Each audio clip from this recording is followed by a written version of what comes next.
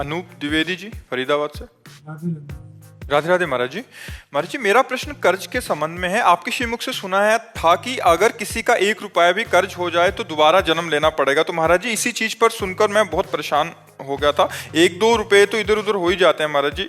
महाराज जी, अनजाने में अगर कर्ज हो जाए। अनजाने की बात नहीं, लेकिन जानकर हम बेईमानी ना करें किसी की। अनजाने में ऐसे तो कोई बात नहीं है, लेकिन जानकर हमने किसी से 500 रुपया लिया है या 500 रुपये की चीज़ ली है, तो मुझे अपने जीवन में चाहिए कि बहुत जल्दी निपटा दें, हम उसका कर्जा ना लें। बहुत ईमानदारी और धर्म से चलने पर ही हमें भगवत प्राप्ति होती है। तो हम किसी का कर्जा ना लें, वो कोशिश करें जितना हमारे पास पैसा है हम उतनी सामान लें। यदि हम कर्जा लें तो बहुत जल्दी निपटाने की कोशिश करें और उसका कर्जा दे देना चाहिए। भूल चूक ऐसे उसका कोई महत्व नहीं है, लेकिन जानबूझकर हम किसी से कर्जा जो लेते हैं हमको निपटाना चाहिए। महाराज जी, एक इसमें और था कि महाराज जी, क्या कोई अगर खान पान कराए या कोई किसी ने पेट्रोल भरवा दिया या किसी ने कोई उपहार दे दिया, ये भी कर्जे के अंतर्गत आता है? नहीं, कर्जे के अंतर्गत नहीं आता है। यदि हमारा कोई रिलेशन है या कोई भावुकता का भाव है और हम उसके घर जाते हैं, हमें प्रसाद पवा देता है, तो कभी हमारे घर आता है, प्रसाद पा लेता है, इसका कोई कर्जा नहीं।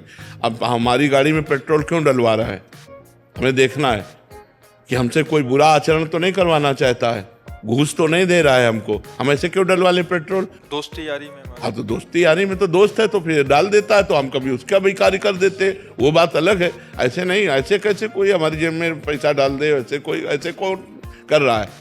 हाँ, बिना स्वार्थ के नहीं, वैसे बचना चाहिए। ये जो खान पान वस्तुएं हैं सबसे बचना चाहिए। से कोई कुछ भी दान में खिला क्यों ले दान पुण्य क्यों ले? अपनी मेहनत की कमाई का खाएं हम।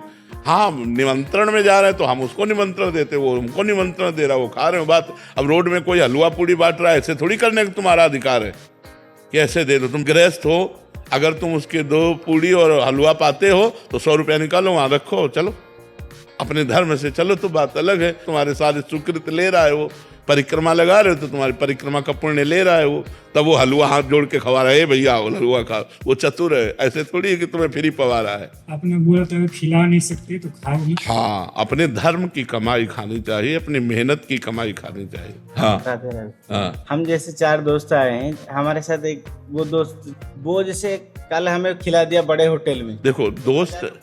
देखो दोस्त की बात अलग है। अगर वो करोड़पति है तो अपने हिसाब से खवाएगा, तो जब हमारे घर आएगा तो हम बोरा में बिछा करके उसको रोटी दाल पवाएंगे, वो बात अलग है। दोस्त का वो कर्जा नहीं माना जाता है। कर्जा एक अलग चीज होती है। ये खान पान, मान लो वो हमको रबड़ी पवा रहा है, हमारी सामर्थ्य, तो हम चाय पिला रहे थे, तुम्हारी चाय उसकी रबड़ी की समानता कर ले गए, क्योंकि आप गरीब आदमी हो, धनी है, और दोनों दोस्त हैं, तो 1000 रुपये का भोजन पवा देता है, हमारे पास पानी है तो हम केवल पानी पिला देते हैं, तो बराबर हो जाएगा। अपने मन से कोई दे दे, हाँ भाई दे दो। क्यों ले? ये भी तो होना चाहिए। क्यों ले? हराम का क्यों ले? हराम के खाने की आदत क्यों बनावे?